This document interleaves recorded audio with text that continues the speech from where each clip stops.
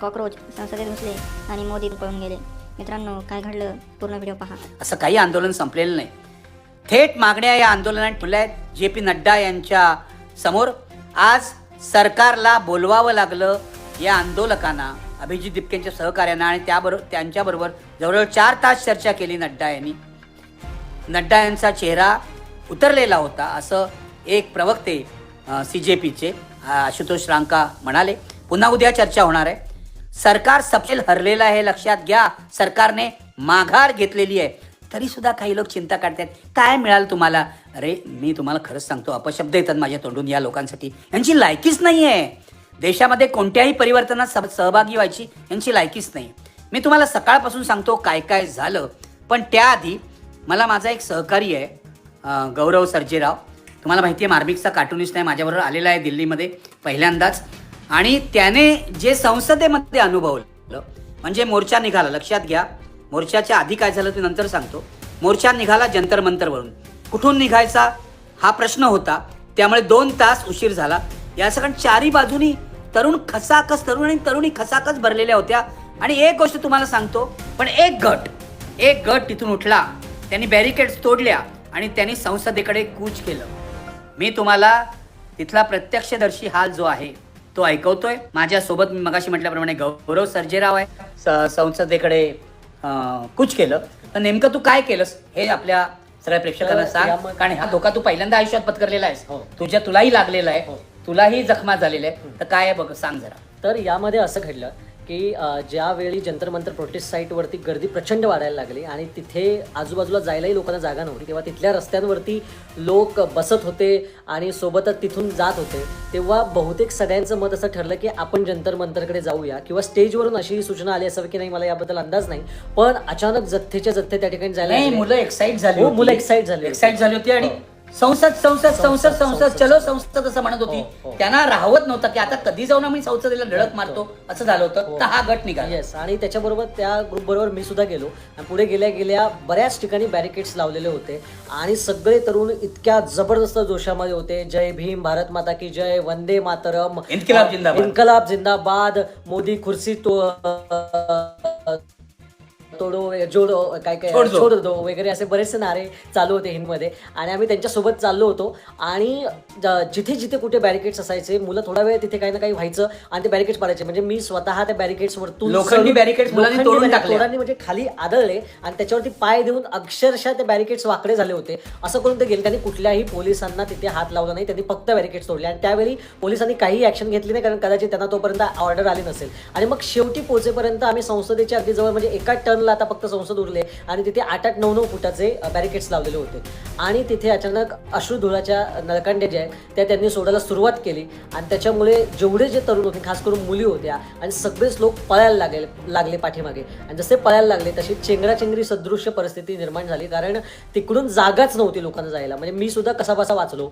आणि तिथे एका गल्लीमध्ये आम्ही शिरलो. तिथे काही माणसांनी आम्हाला जरा पाणी दिलं, ते डोळ्यांवरती मारलं, कारण अश्रुधुरामुळे आमचे डोळे संपूर्णपणे बंद होत होते. आणि तिथून मग मी मागे येते, पुन्हा ट्रकची जी बाजू सर म्हणतात तिथे पोहोचलो. तिथे तर लाठ्यांनी अक्षरशः तुडवलं सगळ्यांना. माझ्या हातावरती थोडीशी एक लाठी लागली. त्यासोबतच आमचा जो कॅमेरामॅन सरांचा होता, ऋषिकेश मोरे, तर तो स्वतः प्रेसचा ID कार्ड दाखवतोय की मी प्रेसचा माणूस आहे. तरी सुद्धा त्याच्यावरती त्यांनी 4 ते 5 लाठ्या मारल्या. त्याच्यातली दोनदा मारल्या. त्यातली एक लाठी त्यांनी उभी त्याच्या पोटात मारली, ज्याच्यामुळे त्याच्या पोटाला गंभीर जखम झाली. गेलाय तो डॉक्टर आणि तो आता हॉस्पिटलमध्ये गेलेला आहे. आणि तरीही तो त्याचं काम करत होता. पुन्हा त्याला त्यांनी घेरून सुद्धा एकदा मारलं. म्हणजे मीडियावाला आहे हे माहीत असून सुद्धा ते त्याला मारत होते. त्याच्यानंतर सगळ्यांना आम्हाला त्यांनी पळवायला सुरुवात केली. तिथे मध्ये एक गोल होता, तर 3 बाजूंनी पोलिसांनी आम्हाला पळवायला सुरुवात केली. आणि सगळीकडून लाठ्या मारत त्यांनी धुराच्या कांड्या फेकल्या. त्याच्यामुळे अक्षरशः सगळ्यांचे डोळे लाल झाले होते, गाल लाल झाले होते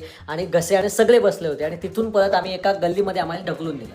अजूनही तुला त्रास होतोय? हो, डोळे अजूनही झोंबतायत आणि अजूनही जड पडलेले. आयुष्यातला हा अनुभव कसा वाटतोय सांग मला. खरं तर सांगतो, घाबरलास का? मला नाही, मला उत्साह वाटला खूप. मला असं वाटलं की मला एकटं आहे. आणि मी मला जी अस्वस्थपणा होता की यार या देशातले तरुण का उठत नाही, सगळे सोशल मीडियावर काय करतायत. आज जे चित्र बघितलं, मी खरं सांगतो जे घडलंय ते खूप वाईट आहे, किंवा ज्यांना लागलेलं आहे. पण मी सांगतो हे येणाऱ्या काळाची नांदी आहे आणि हे खूप जबरदस्त घडलेलं आहे. खूप जबरदस्त आहे मित्र. मला काळजी इतकीच वाटते, हा जो गट होता संसदेवर कूच करणारा, हे गट वाढत गेले. अभिजित सगळ्यांना सांगत होता शांततेने करूया. जवळजवळ 60-70 मुलं शांततेत होती. एक गट यांनी संसदेकडे कूच केली. मला असं वाटतं 1000-2000 मुलं असतील ती, कदाचित जास्त मुलं होती. पण मला असं दिसतंय जर सरकारने अशा आंदोलनाला प्रतिसाद दिला नाही मित्रहो, तर भारताचा नेपाळ व्हायला वेळ लागणार नाही याची मला खात्री पटली. कशी रक्तबंबाळ झाली मुलं, पण घाबरली नव्हती हे लक्षात घ्या. एका मुलाला जबरदस्त एक तिकडचा ऑफिसर मारत होता, तर मी मध्ये पडलो वाचवायला, तर त्यांनी मलाच धरलं, मलाच दाबून टाकलं. मी म्हटलं अरे मी सिनियर सिटीजन आहे आणि सगळ्यात महत्त्वाची गोष्ट मी पत्रकार आहे, तू मला काय मारतोयस, तू या मुलाला का मारतोयस. मुख्य म्हणजे तू पोलीस अधिकारी असतील तर वॉर्निंग द्यायला पाहिजे, ते थेट मारायला सुरुवात केलीस. मग झालं असं त्यांनी मला धरल्यावर धडाधड युट्यूबर्स आले आणि त्यांनी शूट करायला सुरुवात केली.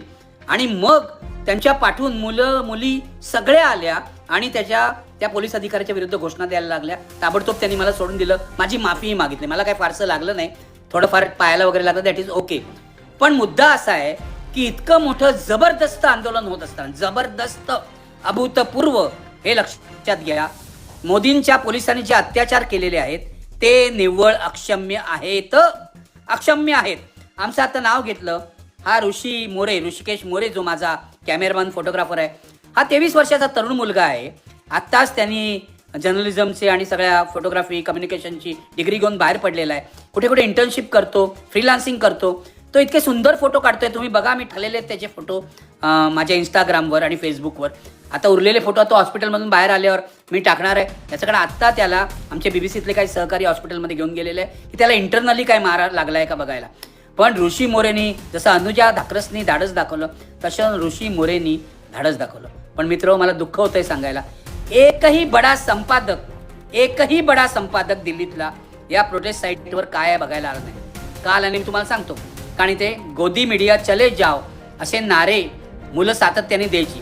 ABPचा जर कॅमेरा दिसला, ABPचा जर माईक दिसला तर त्यांना अक्षरशः मुलं वेडी करून सोडायची. आजतकचा दिसला तर वेडी करून सोडायची. पण मराठी पत्रकारांना या मुलांनी काही त्रास दिला नाही, एवढी समंजसपणा त्यांच्यामध्ये होता. पण सगळ्या मीडियाने त्यांच्यावर बहिष्कार टाकला. मेनस्ट्रीम मीडियाने काहीही त्यांना स्थान दिलं नाही. तरी सुद्धा कोणी हे आंदोलन मोठं केलं. मी तुम्हाला सांगतो, हे आंदोलन युट्यूबर्सनी मोठं केलं. छोट्यातल्या छोट्या युट्यूबर पासून अंजुम असेल, रवीश कुमार असेल किंवा अभिसार शर्मा असेल, पुण्यप्रसून वाजपेयी असेल, या लोकांनी हे आंदोलन मोठं केलं आणि त्यांच्यावर जनतेने विश्वास टाकला. हा फार मोठा इशारा आहे गोदी मीडियाला किंवा मेनस्ट्रीम मीडियाला. हे लक्षात ठेवा, तुम्ही जर सत्य सांगणार नसाल तर आम्ही यूट्यूबकडे वळू असं ही तरुण मुलं म्हणतायत. आणि जर सुधारला नाही गोदी मीडिया तर आम्ही त्याच्यावर बहिष्कार टाकू असंही सांगताय. जे गोदी मीडियातले चांगले लोक आहेत त्यांना घाबरायचं काही कारण नाही. जसं आज इंडिया टुडे ग्रुपमधली असून सुद्धा अनुजाने खूप चांगलं काम केलं, पण आजतक आणि इंडिया टुडेवाले काही इथे येताना मला आज दिसले नाहीत. मला खूप दुःख होतं. देशामध्ये एक परिवर्तनाचं पर्व सुरू होत आहे. माझ्या मते हे परिवर्तनाचं पर्व आहे. राजकीय परिवर्तन व्हायचं की नाही, निवडणुकामध्ये काही व्हायचं की नाही, हे विरोधी पक्ष ठरवतील. आज राहुल गांधींनी या सगळ्या पोलीस अत्याचाराचा निषेध केला. मला इतकंच दुःख होतं, राहुल गांधींनी मोठी संधी गमावली. ते जर इथे आले असते तर लाखभर मुलं त्यांच्या समोर, म्हणजे त्यांनी जर नुसता शाबासकीचा शब्द उच्चारला असता किंवा पाठिंबा दिला असता तर ही मुलं अगदी मोहरून गेली असती आणि ही सगळी राहुल गांधींचे मतदार झाली असती. आज Rahul Gandhi missed an opportunity. माझ्या मते ही मोठी चूक आहे. हे हिमालयन ब्लड आहे राहुल गांधींचं. कारण अशाच आंदोलनातून देश पुढे जात असतो, विरोधी पक्ष पुढे जात असतो. बाकीचे विरोधी पक्ष इथे आले, पण त्यांचे एक नेते आले. इथे रसद कोणी पुरवली? भीम आर्मीने पुरवली, चंद्रशेखर आझादनी पुरवली. रात्रभर ते इथे बसले होते. त्यानंतर सगळ्या डाव्या पक्षांनी पुरवली. मी मागेही डाव्या पक्षांची स्तुती केली आहे. डाव्या पक्षांचं जे काय त्यांचे विचार असतील, त्यांच्याशी अनेक जणांचे मतभेद असतील, पण डाव्या पक्षांनी आपली कुमक इथे दिली. मुलं उपोषणाला बसली. नेहा आणि तिचे इतर 3 जे सहकारी होते, काय नावं, आमीन दुसरा आणि आणखीन एक विद्यार्थी, यांचंही मला खूप कौतुक वाटतं. सकाळी शबाना आझमीच्या हस्ते लिंबू सरबत घेऊन त्यांनी सोडलं उपोषण, पण ते उतरले रणांगणात. सोनम वांगचूक यांनी अजून उपोषण सोडलेलं नाही. मी काय बोलतोय लक्षात घ्या. सोनम वांगचूक यांना हॉस्पिटलमध्ये कैद करून ठेवलेलं आहे. हॉस्पिटलमध्ये नुसतं नाही ठेवलंय, कैद करून ठेवलेलं आहे. त्यांची पत्नी गीतांजली, जिने आज मोर्चाचं नेतृत्व केलं, ती सुद्धा हॉस्पिटलमध्ये होती. तिलाही पोलिसांनी चांगली वागणूक दिली नाही. आज तिने भाषणात सांगितलं. सोनम वांगचूक उपोषण सोडायला तयार नाहीत. उपोषण पुढे चालू आहे. जरी अभिजितनी सोडलं किंवा या मुलांनी सोडलं तरी सोनम वांगचूक यांचं उपोषण अजून चालू आहे, जोपर्यंत सरकार मागण्या मान्य करत नाही. आज काही लोकांनी सुरुवात केली, काय आता काय मिळालं तुम्हाला वगैरे. अरे दणदणीत अशी मिळालं या आंदोलनाला. गाढवांनो ऐका, जे कोणी तुम्ही विचारवंत आहात ना, त्यांना कल्पना नाही ग्राउंडवर काय घडतंय. दणदणीत यश मिळालंय. 1 लाख मुलं दिल्लीमध्ये रस्त्यावर उतरतात, लाठ्या खातात, रक्त सांडतात आणि शिक्षण व्यवस्था बदलण्याची मागणी करतात. हे माझ्या दृष्टीने मोठं यश आहे. हे आंदोलन यशस्वी झालेलं आहे. हे जे किरकोळ लोक प्रश्न विचारतात ना, काय मिळाले तुम्हाला, तुम्ही घरात बसा, तुम्ही पुस्कुल्या सोडा, मुलं तुम्हाला विचारणार सुद्धा नाही. तुम्ही सगळे कालबाह्य झालेले लोक आहात. इथे येऊन बघायला पाहिजे होतं पोरं काय करतायत. खरंच म्हणजे तरुण मुलांनी जे काम केलं, या सगळ्या नागरिकांनी, तरुण पत्रकारांनी जे काम केलं, त्याचा मला अभिमान वाटतो. मित्र, पण एक गोष्ट तुम्हाला सांगतो, हे जे मोदी सरकार आहे ना आणि हे जे गृहमंत्री अमित शहा आहेत, भारतातलं सगळ्यात स्वतंत्र भारतातलं वाईट सरकार आहे, बेकार सरकार. याला कोणतीही भावना नाही. मोदी हा मुर्दाड माणूस आहे असं माझं म्हणणं आहे. हे सगळे हरामी आहेत. मला कुणीतरी म्हणेल हरामी हा शब्द वापरू नका, मी विचारपूर्वक वापरतोय. हे सगळे हरामी आहेत. 1 लाख तरुण मुलं मुली रस्त्यावर उतरतात आणि मोदीला काही वाटत नाही. आणि काय झालं, संसदेवर मुलं चालून गेली म्हणून मोदींचं संरक्षण वाढवलं. अरे वा, संसदेमध्ये गदारोळ झाला कारण विरोधी पक्षांनी हा मुद्दा उठवला. संसद ॲडजर्न झाली आहे, लक्षात घ्या. पण केलं काय, तर मोदींचं संरक्षण वाढवलं आणि मोदी आणि शहानी इथे मुलांवर पोलीस घातले, लाठी हल्ला केला, अश्रुधूर सोडला. कसलं सरकार आहे हे? लोकशाहीतलं सरकार नाही. आंदोलन हाताळताना यांनी सगळ्या मानवी हक्कांचं उल्लंघन केलेलं आहे. Human right violation. प्रगत राष्ट्र अशा व्हायलेशनला वाईट मानतात. त्यांच्याकडे अशी व्हायलेशन प्रोटेस्ट बाबतही, अशा प्रकारच्या सरकार विरोधी आंदोलनाबाबतही होत नाही. ते लक्षात घ्या. मोदींनी ते केलेलं आहे. मी तुम्हाला सांगतो, आज एक तर शेतकरी आंदोलन झालं त्यावेळेला, कारण 700 शेतकरी या लोकांनी 1 वर्षात मारले. त्याच्या खुनाची जबाबदारी, जशी GD अग्रवाल यांच्या खुनाची जबाबदारी मोदीची आहे, तरी 700 शेतकऱ्यांच्या खुनाची जबाबदारी मोदीचीच आहे, हे लक्षात घ्या. आणि जर मोदींनी यापुढे तरुणांना टार्गेट केलं, कारण पोलीस करत होते बाहेर, तर मात्र जनता ते सहन करणार नाही असं मला वाटतं. बाहेर थोडी हिंसा झाली, पण ही हिंसाचार कोणी केला? या मुलांनी केला? माहीत नाही. मुलांना प्रवोक करण्यात आलं होतं. पण आज सकाळी एक दगडांचा ट्रक तिथे पोलिसांनी उभा केला होता. पोलिसांनी दगडांचा ट्रक आणायचं कारण काय ठेवली होती? एक फुटकी गाडी आणून ठेवली होती की उद्या हे दाखवायला की तरुणांनी कशामुळे गाड्या फोडल्या. ऐका काय चाललंय पोलिसांची. पोलिस हे गुंडगिरी करतायत, पोलिस हे गुंडांच्या टोळीसारखे वागतायत, हे लक्षात घ्या. स्वतःची नावं नेम प्लेट्स काढून टाकल्या. आणि मला तर वाटतं की बाहेरच्या ज्या गाड्या फोडल्या त्या पोलिसांच्या भाडुत्री गुंडांनी फोडलेल्या आहेत. त्यामध्ये CJPचे लोक नव्हते. कारण जर 1 लाख लोक चिडले असते तर आज दिल्ली राहिली नसते, हे लक्षात घ्या. 1 लाख मुलं चिडली. आणि तुम्ही लक्षात घ्या, मला जेव्हा तो पोलीस अधिकारी पकडत होता, धरत होता, तेव्हा एका मुलाने चिडून दगड उचलला त्याला मारायला. बघा काय झालं. युवराज मोहिते मध्ये पडले आणि त्यांनी त्या मुलाच्या हातात दगड काढून घेतला आणि त्याला सांगितलं नाही असं करायचं नाही, हे अयोग्य आहे, आपलं आंदोलन बदनाम होईल. तेव्हा त्या मुलांनी दगड टाकलेला आहे. म्हणजे इतकी चिडलेली मुलं आहेत, इतकी मोदीला शिव्या घालत होती की आजपर्यंत मी अशा शिव्या ऐकल्या नव्हत्या. मुलीही यामध्ये आघाडीवर होत्या. समय आ गया. सर, मला वेळ आलेली आहे. काय म्हणतोस? मला असं वाटतं की मी खरं तर या सरकारचा अभिनंदन आणि धन्यवाद मानतो की तुम्ही आता ह्या आमच्या जनरेशनला चांगली सवय लावली की तुमच्या हक्कांसाठी तुम्हाला आंदोलन कसं लढायचं आणि कसं लढायचं.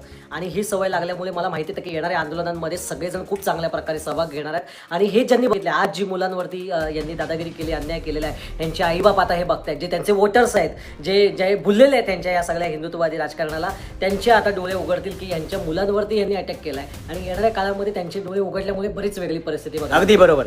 तर मी काय सांगत होतो, हे बरोबर आहे आत्ता जो गौरव म्हणतोय, पण त्याहीपेक्षा मी सांगतोय की आता वेळ आली आहे. मी मगाशी म्हटलं समय आ गया. कसला समय आ गया? सरकार बदलण्याची वेळ आलेली आहे, सत्ता परिवर्तनाची वेळ आली आहे. ते CJPच्या आंदोलनात होणार नाही, ते विरोधी पक्षांना करायचं आहे. आणि माझं विरोधी पक्षांचं आव्हान आहे, तुम्ही भारतातल्या निवडणूक पद्धतीवर विश्वास ठेवू नका. कारण नरेंद्र मोदी आणि अमित शहानी निवडणुका चोरलेल्या आहेत, हे राहुल गांधींनी तर सिद्ध केलं आहे. त्यामुळे काय करायचं हा विचार करा. आणि मला मोदींना सांगायचं आहे, मी मगाशी सांगितलं पुन्हा सांगतो, की जर तुम्ही असेच वागत राहाल, असेच निर्दयी राहाल, असेच पोलीस वापराल, तर एक दिवस तुमचा आणि भारताचा नेपाळ होईल, याविषयी माझ्या मनात काही शंका नाही आहे. आज एक मी धगधगतं आंदोलन बघितलंय. धगधगतं हाच शब्द बरोबर आहे. तरुण तरुणींची भीती मेली होती, मनात भीती. आंदोलनात सहभागी झाले होते, पोलिसांचा मार खात होते. हे बघून एका क्षणाला तर मला घाईभरून आलं. या देशाची मला चिंता नाही वाटत. जिथे लढणारे तरुण असतात त्या देशाची चिंता नाही करायची. हे तरुण आज शिक्षण पद्धतीसाठी लढतायत, उद्या लोकशाही सुद्धा साठी लढतील. आणि ते अशा प्रकारे त्यांना पुढे घेऊन जायची जबाबदारी ही CJPची आहे की नाही मला माहीत नाही. CJP पुढे काय करणार आहे मला माहीत नाही. मी उद्या अभिजितशी बोलणार आहे. पण आपली सगळ्यांची आहे, लक्षात घ्या. ही जी तरुणाई रस्त्यावर उतरलेली आहे, तिला असंच फुकट घालवू नका. तिला टोमणे मारू नका. या तरुणांच्या उत्साहाचा, त्यांच्या सळसळत्या रक्ताचा वापर करून घ्या. इन्किलाब जिंदाबाद आणि जय भीम, जय भीम ही घोषणा आज सार्वत्रिक झाली. जो तो ती देत होता, हे लक्षात घ्या. तेव्हा इन्किलाब जिंदाबाद आणि जय भीम या घोषणेमधूनच पुढचा मार्ग आपल्याला मिळणार आहे. आज इथेच थांबतो मित्र. खूप थकलो आहे. सकाळी 8 पासून संध्याकाळपर्यंत तिथे होतो मी. आता ही सवय राहिलेली नाही. पण तरुण मुलांनी माझंही मनोधैर्य वाढवलं, हे लक्षात घ्या. जिथे जिथे आशा दिसते तिथे तिथे आपण असायला हवं, असं मला आयुष्यभर वाटत आलेलं आहे. तर आज ती आशा दिसली मला, त्यामुळे थकवा पळून गेला.